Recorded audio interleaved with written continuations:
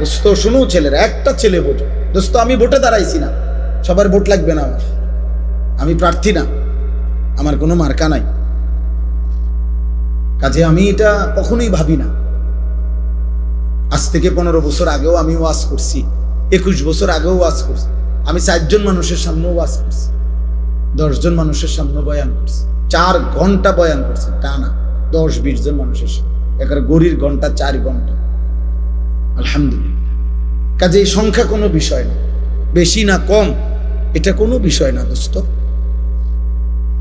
আল্লাহর কথা ফেরি করা, এক ফেরিওয়ালা সে কাস্টমার মিললেও তার মালের ঘোষণা দিতে থাকে, কাস্টমার না পাইলেও গলিতে গলিতে সে তার মালের ঘোষণা দেয়। হইতে পারে 1 ঘন্টা যাবত একটা মালও বেচছে না, 10 টাকার পণ্য বিক্রি হয় নাই, কিন্তু সে তার বলা বন্ধ করে না, বন্ধ করে সে গলিতে গলিতে তার মাল ফেরি করে।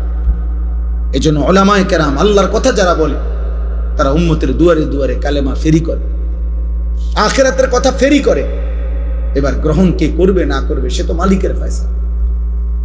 কে কে পরিবর্তন হবে এটা কার ফয়সালা? কে কে হেদায়েত মিলবে কার ফয়সালা?